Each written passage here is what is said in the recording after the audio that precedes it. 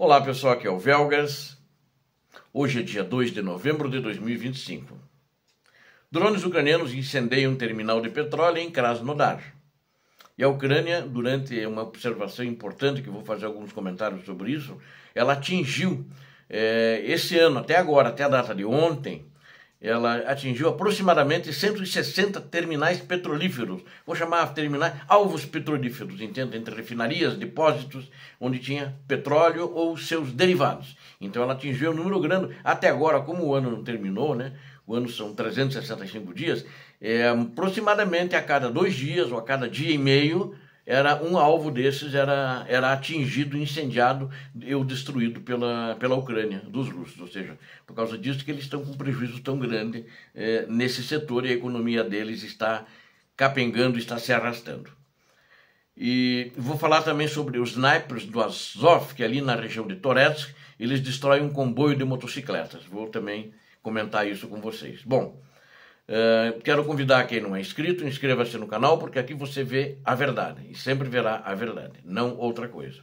E também que, se você gostou, dê um like. E se você já conhece os vídeos, sabe a nossa linha, e está sempre assistindo, pode dar um like no começo para não se esquecer. No final, às vezes, desliga um pouco antes e tal, então se puder dar, e depois se não gostar dá o dislike, mas é importante esse like de vocês, e compartilhem, vamos continuar com o nosso trato. Quanto mais pessoas tiverem acesso ao canal, aos vídeos, mais pessoas vão se inscrever, eu conto com vocês. Bom, e faço os seus comentários, são sempre muito bem-vindos. Bom, os drones ucranianos, eles atacaram então, na data de ontem também, 1º de novembro, um terminal de petróleo na província russa de Krasnodar. Segundo relatos, inclusive os canais russos confirmaram isso, né? Normalmente eles são do Telegram, dificilmente no WhatsApp. Os militares ucranianos, até eles são no Telegram porque o WhatsApp está banido da Rússia, né? Meio que banido, né? E agora até o Telegram tem regiões que não pega, né? E pegava, mas não consegue mais. E justamente por causa de como a guerra está andando e como os blogueiros russos estão metendo o pau no exército russo e no governo russo, por causa da incompetência, um ditador russo mandou cortar a internet. Então eles atacaram um cais de carregamento de um terminal de petróleo na província de Krasnodar, na data de 1º de novembro, ontem, né? E fica no Mar Negro, esse terminal. Um grande incêndio aconteceu justamente saindo desse terminal. O petróleo que estava lá foi consumido pelo fogo. Ele está localizado, esse terminal, na cidade portuária de Tuapse, é operado pela empresa petrolífera estatal russa Rosneft. Ele já foi atacado outras vezes pela Ucrânia, atingindo outros alvos, e não tão especificamente esse. Eles descobriram que ali tinha esse petróleo, a inteligência ucraniana, aí mandaram ver.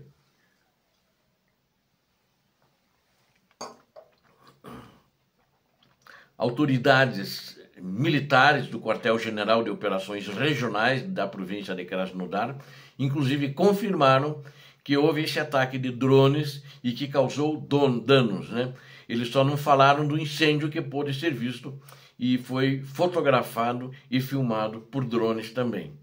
Isso eles não falaram na entrevista deles, mas confirmaram o ataque. As autoridades acrescentaram, inclusive, sobre o incêndio, que eles não tinham informações disponíveis sobre esse assunto. E o incêndio ocorreu em meio a um ataque muito amplo de drones ucranianos, e que na realidade aconteceu contra várias regiões da Rússia, não só ali. Explosões e fumaça também foram relatados na cidade de Oriol, e após esse ataque ali em Krasnodar. Em outras cidades, mas como eu não tenho informação tão precisa como essa, eu não vou citar as outras localidades. Assim que eu tivesse, ou melhor, se eu vier a ter essas informações, eu vou falar para vocês. E o que eu também quero falar é que esses ataques têm tido sucesso porque só durante o ano de 2025, até a data de ontem, com esse de Krasnodar aqui, lá na cidade portuária de Tuapse, a Ucrânia já atacou, já atingiu, já incendiou 160 instalações petrolíferas russas, né? E a Ucrânia realizou cerca de 160 ataques, todos bem-sucedidos, contra essas instalações, coordenadas, comandadas em conjunto com outras forças da Ucrânia, em conjunto, pelo SBU. Então, é o Serviço de Segurança Interna da Ucrânia, né? É o equivalente a CIA americana, né? Alguma coisa assim. E a Ucrânia realizou cerca de 100, então esses 160 ataques eram todas, esses 160, eles eram instalações de extração e refino de petróleo em toda a Rússia durante 2025, isso só esse ano, de janeiro até a data de ontem, 1º de novembro. Isso quem deu essa informação, deu essa entrevista, é o chefe do SBU, o general Vassil Maluk, em uma coletiva de imprensa que ele falou ontem também, 31 de outubro, sobre isso, e aí eu extraí essas notícias que ele passou. O Maluk afirmou que pelo menos, o general Maluk, né, afirmou que pelo menos 20 desses ataques foram realizados somente em setembro e outubro. Então, nesses 2 meses. Então, é mais ou menos na média, né, aproximado isso, a cada 2 dias, um ataque, sem dúvida nenhuma, aproximadamente.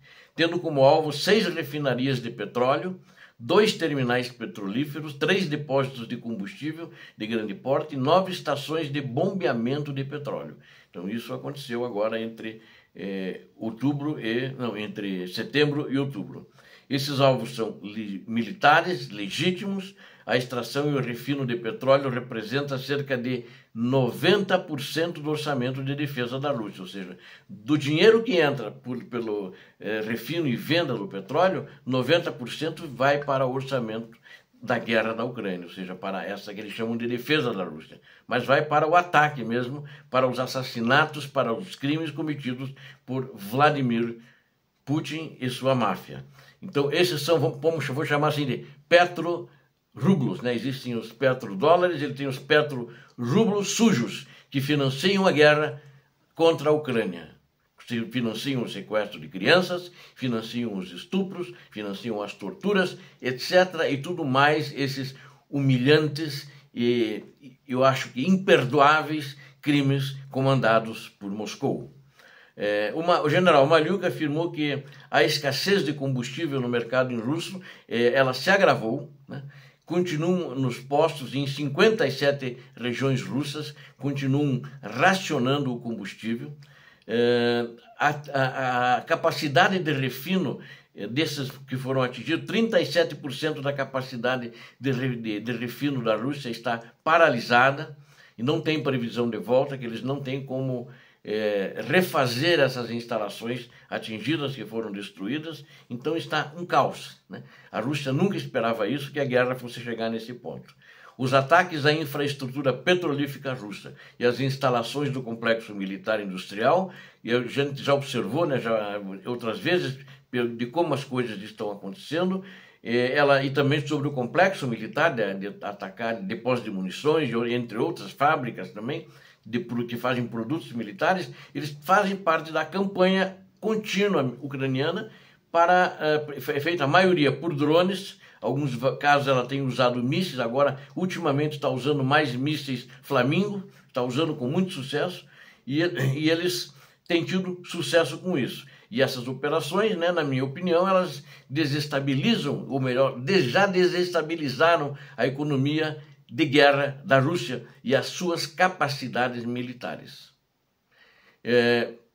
Mais recentemente, agora no dia 31, né, coisa de 2 dias atrás, a inteligência ucraniana, o RUR agora, comandado pelo general Kirilo Budanov, ele atacou um importante oleoduto militar russo, que era exclusivo para eles, né, na região de Moscou, em 31 de outubro, desativando a rota de abastecimento, muito crucial, usada pelo exército russo, e o RUR afirmou que o ataque teve como alvo, o nome do oleoduto é Koltsevoye, que é uma artéria de combustível de 400 quilômetros de extensão, usada para abastecer as forças da Rússia, forças armadas da Rússia, né, com gasolina, diesel e querosene de aviação, né, no caso para a força aérea deles, né.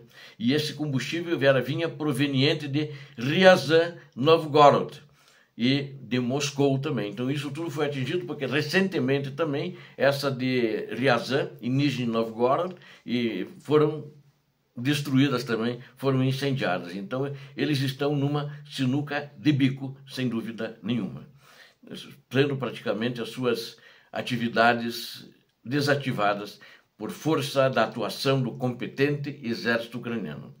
Enquanto isso, na região de Toretsk, também em Donetsk, atiradores ucranianos do grupo Azov, eu chamo Grupo Azov, que é o nome antigo, agora era batalhão, regimento, brigada e agora passou a corpo de exército. Então esses atiradores, snipers, atiradores de elite, eles destruíram um comboio de motocicletas dos russos perto de Toretsk.